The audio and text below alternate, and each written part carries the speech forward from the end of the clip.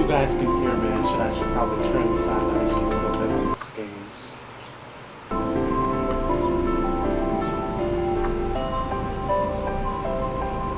It's a little loud.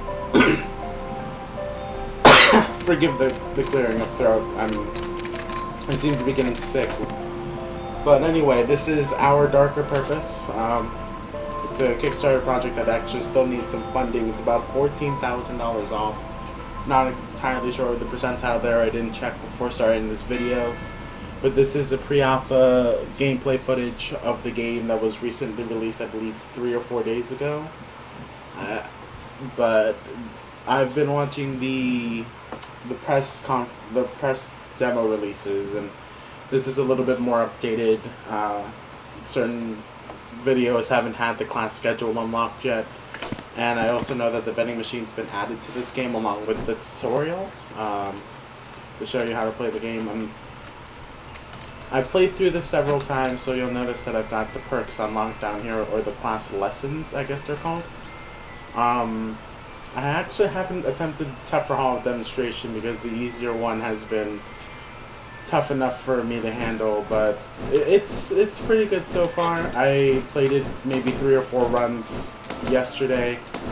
After downloading the demo and coming home, I didn't get much sleep after work, but it's going along pretty nicely considering this is a pre-alpha. I haven't noticed too many bugs lately. There have been a few, especially with these Capulets, which are one of the enemy factions in the game. They teleport around the room, and sometimes they just don't shoot at you. I've had a few that just kind of sit in a corner after teleporting and refuse to do anything else.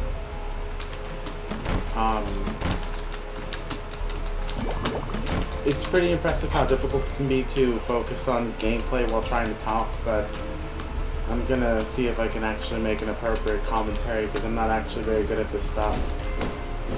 So, this game has been in development, I suppose, for a while now, and the Kickstarter project was started just about 30 days ago. The goal is being... It looks kind of iffy at this point because the word hasn't been spread around enough, I guess, but there are around 700 backers, which is a pretty good number, considering, you know,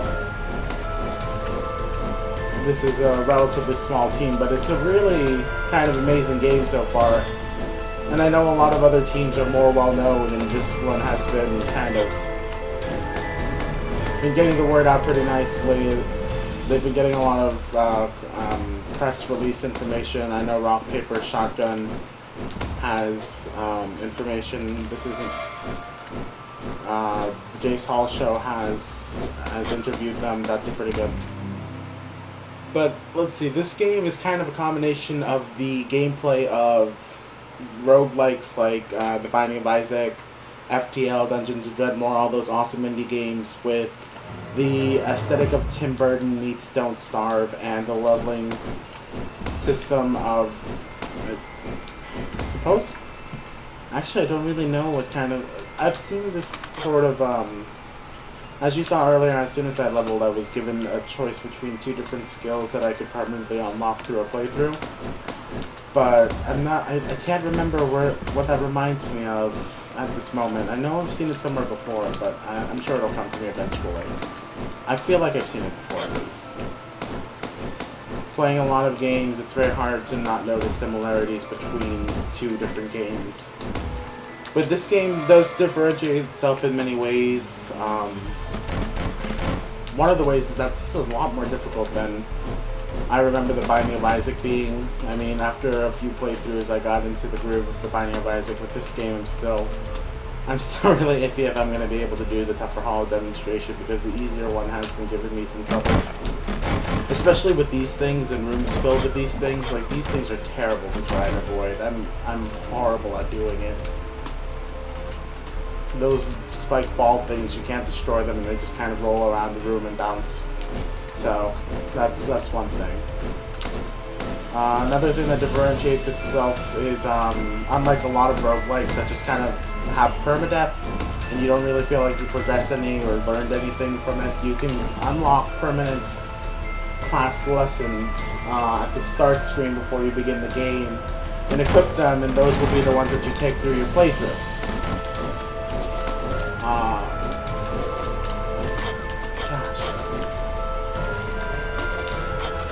So as you can see, there's a special type of monster here, kind of highlighted like a champion would be in a Diablo game or any other similar type of game.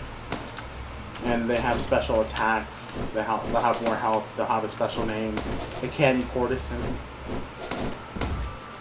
There are a lot of cool references in this game. I've noticed that they've actually referenced the outline of the Binding of Isaac and Don't Starve through a pretty quirky desk conversation that'll begin if there are desks in the room, and after you've cleared the room, they'll start talking sometimes. So I thought that was pretty cool to just sit down and listen to them speak to each other. Whoop. But anyway, the vending machine has been added, and right now there are only 3 items: the healing potion, which is your juice box, the vexing vial, which makes your juice boxes do something special, like plus 15 attack speed, or movement speed, plus 15 attack, plus 15 critical hit chance, whatever, along with healing you, so that's pretty cool. I've noticed that those effects are randomized, and I haven't been able to find the ones that correspond with the flavor text that they usually give you. If there is a correspondence to it, I'm not sure yet. I really hope I find the sock puppet, because that gives me an extra attack, and that really helps with battling Frothy, the cardboard dragon. Let's see if I can get a best conversation started. Oh, there it is.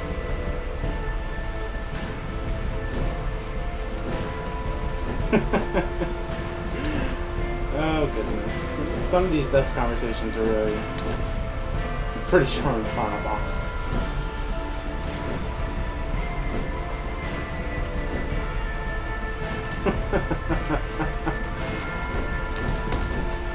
But anyway, the story, if you guys are interested in that, or if you're not back in the project right now, is that you play as this girl who attends the Edgewood School for Lost Homes, and weird stuff has been happening because all of the teachers vanished one day, and it's been a month. So the school's descended into absolute chaos, and the students have turned on each other, the desks have started coming alive as spider things. I mean, the class projects are running around and trying to eat people. It's getting kind of crazy in school.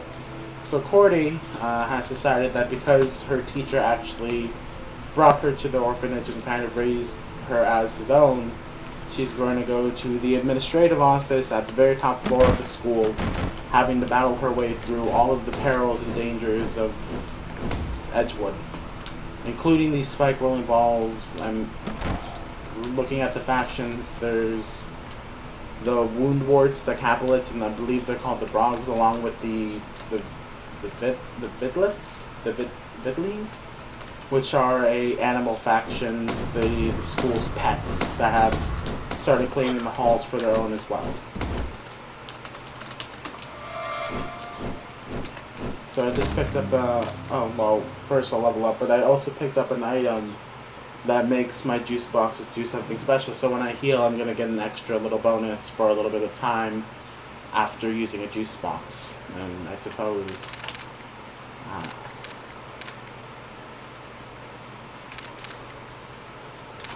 going to go ahead and go with this. Minus 10 movement speed isn't so bad because I picked up a class lesson that gives me plus 5% movement speed, I believe. If I can remember that off the top of my head. So it's not so bad to be moving 5% slower, considering I've got this roll that's going to be my main way of dodging. So this little hall right here actually shows me that I'm about to go through a door that contains a boss. I'm sure if I can make it through this one alright, I'm going to go ahead and do the tougher hall demonstration, because that's a lot of fun, I'm sure. But the first playthrough, I died because I didn't really understand how the mechanics work, and I completely forgot that you have the roll mechanic, which is absolutely necessary to make it through this game. Oh, cool. I should have popped the pod at the beginning of the battle. Done more damage to him. So here's the screen that you see at the end of the boss battle against Frothy. It used to just be a congratulations for participating in the pre-alpha, but it seems like they have got a grading system now. I'm not entirely sure how that works.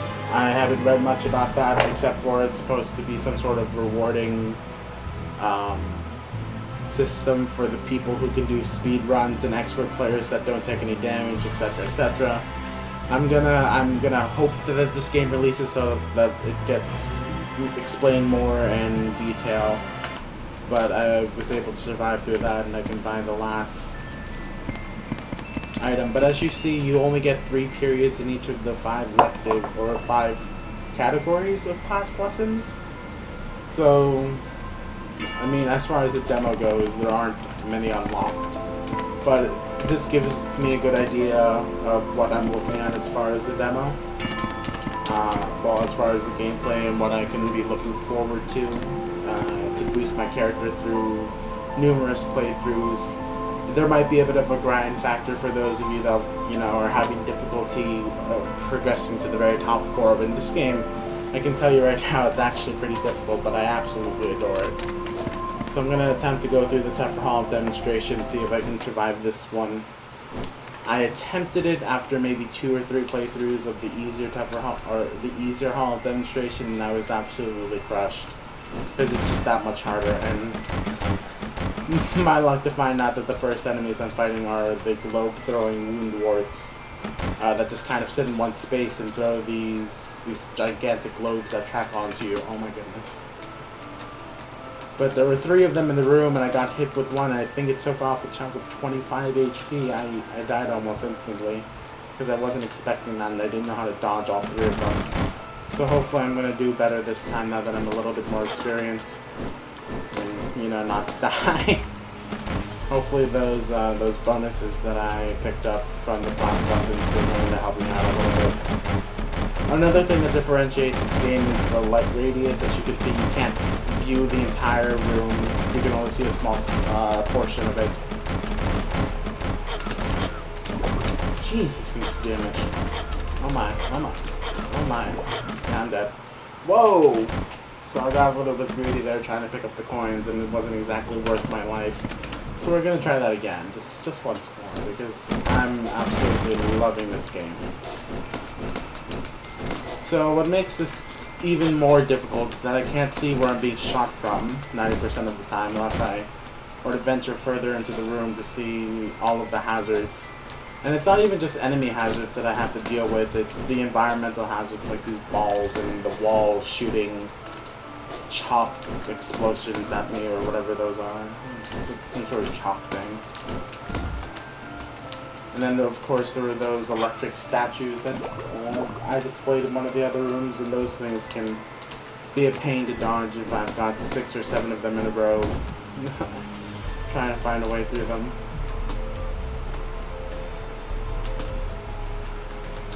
It's also a little bit more difficult because you can't escape from 90% of the situations that you're placed in.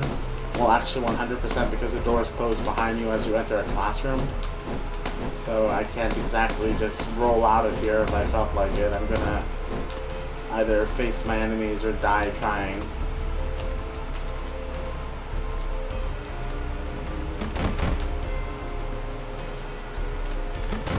Okay.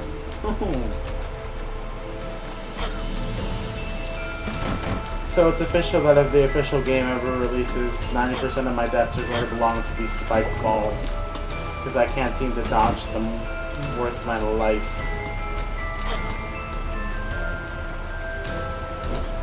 There is one little annoyance that I would like to point out, just because I kind of feel that it brings an unfair advantage to the enemies.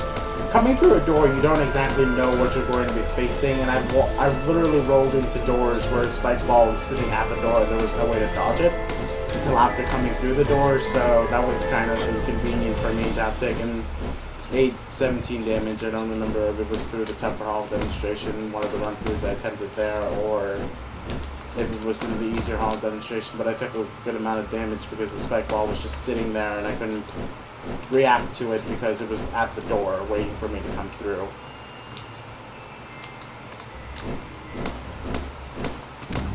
I guess it's built into their AI then.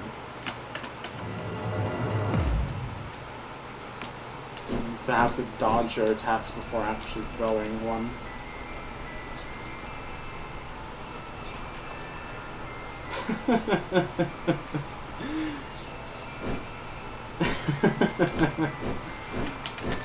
Well, at least the desks have morals. I don't really understand how that happens since they're inanimate objects, but I'll give them the benefit of the doubt. There was one conversation that made me feel good about playing this game because the desk started breaking the fourth wall and said that, wow, the person playing this game is doing really well, or something along those lines, and that made me feel pretty good about myself. Even though I was doing horrible and I actually died in the next room because I wasn't paying attention. But that was pretty funny to listen in on the fact that the desks are sometimes self-aware of their positioning in a video game. It kind of reminds me of Deadpool, and he's probably one of my favorite anti-heroes. Come on. That's just not fair, boys. So these guys are also part of the Brog faction. They were the kind of weak and meekly students that nobody wanted to be around because they were weird and creepy. So after the school descended into madness, they hid away in packs and droves. And became feral and zombie-like. So these are some guys that decided that it was safest inside of trash cans because it shields them. And there's actually a combat tactic to that because the lids can come off and you can do extra damage to them. But when the lids are on, you do almost nothing. So beating away at them until the lids come off is the only tactic that you've got against them. Shoot. Oh, dang it. Okay, those 2 points aren't worth it. I'm gonna have to roll out of there. Just say forget it.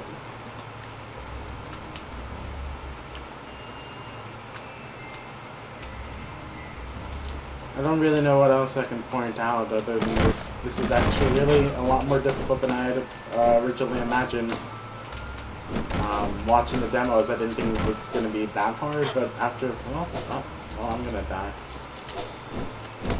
After actually playing through the demo myself, I've come to realize the folly of my ways, and I've just been killed again. Oh, jeez. Oh, there is actually one more thing. You have a nice little character sheet that shows you all of the things that you've obtained throughout your playthrough, your level. I would enjoy if they could somehow implement a way for you to look at your experience down in the health HUD, or around the mini-map or something, and not having to open up my character sheet to see it. That would require me sitting in a room for a little bit of time. I mean, just so I'm not blocking half of my screen with this gigantic sheet. I mean, it's not a bad thing. I think it's a great idea. And it seems like a few things just haven't been implemented yet. The attack range hasn't been implemented.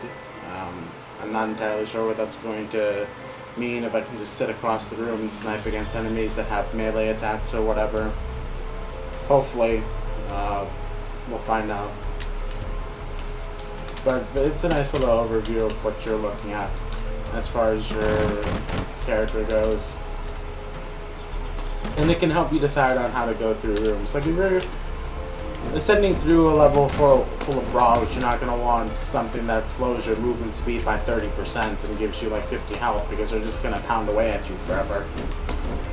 You have to really be mobile against the Brog faction, whereas something like this, you've really got to be either more tanky or deal more damage, because the wound warts have a lot more health than the Brogs do, from what I've noticed. They take a lot more to bring down, and they also deal a lot more damage.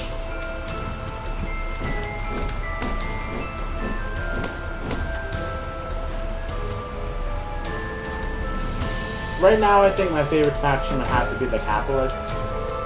Just because they've got telekinesis, and they're not nearly as annoying as the Brogs are, because the Brogs are just so zombie-like.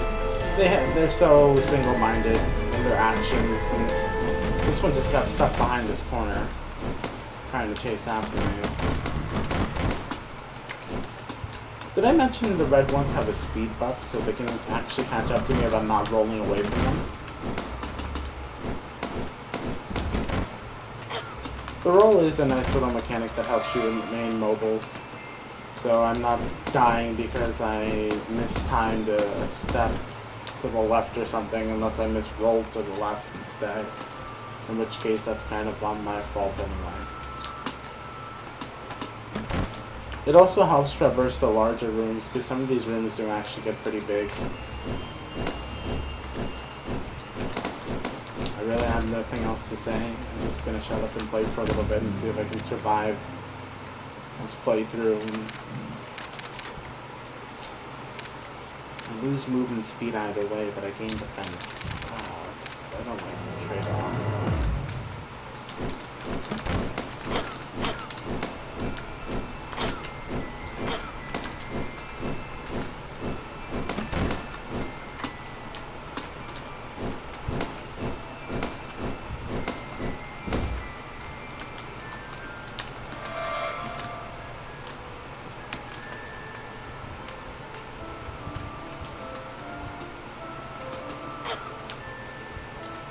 Oh, you're kidding. Huh. Just entered a room with nothing in it except for environmental hazards. I guess that's one of the things about roguelikes. You never really know what you're going to get on the other side of the door. That's why I love them. They're nice and different every time, so I'm not playing through the same level. Nothing wrong, you know, playing through the same level in monotony in a video game, but it's nice that this has replayability, and not finishing it once doesn't necessarily mean it's the end of wanting to play it.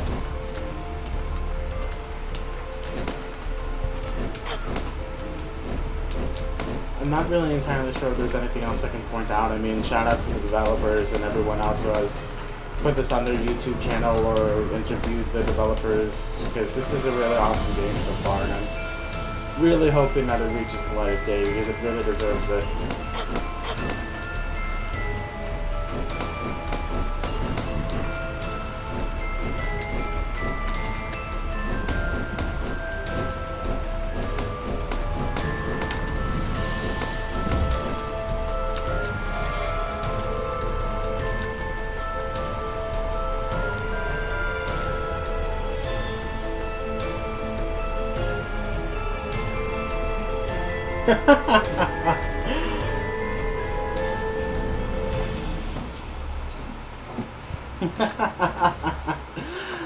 Oh, these deaths, they're so silly.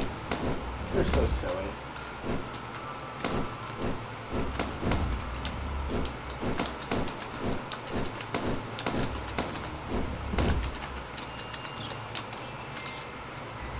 Anyway, for anyone watching this stream, pass it along for the Kickstarter's sake. The award tiers are actually pretty cool. I couldn't resist the fact that I was going to get 7 extra beta keys along with the 2 that I was given for another tier, so 9 in total is kind of a lot of beta keys, and I'm really hoping to be able to share this game with a lot of my friends, and I've already asked quite a few of them if they'd be interested in the beta. This game's successfully funded, and quite a few of them have said yes. I think I still have 2 beta keys available, but I'm really being hopeful here.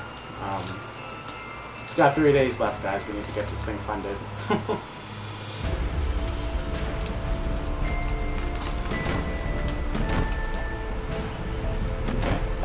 So before I go fight the boss, I might go ahead and grab the items from the vending machine. I think on the minimap I actually might have missed the room, so let's go ahead and check that out. I'm usually a lot more precarious about it, so it's not exactly worth it. These spinning balls of death are going to be the death of me. A lot.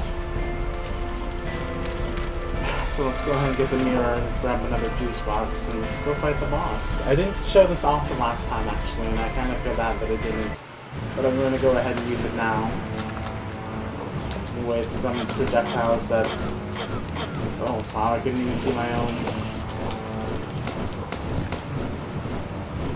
The enemies fire through my own, so that was kind of a mistake until it popped in so soon. It doesn't seem like there's a cooldown on it, but that's about it. It's not quite like Binding of Isaac, where you have to clear a particular amount of rooms before you can use your active again.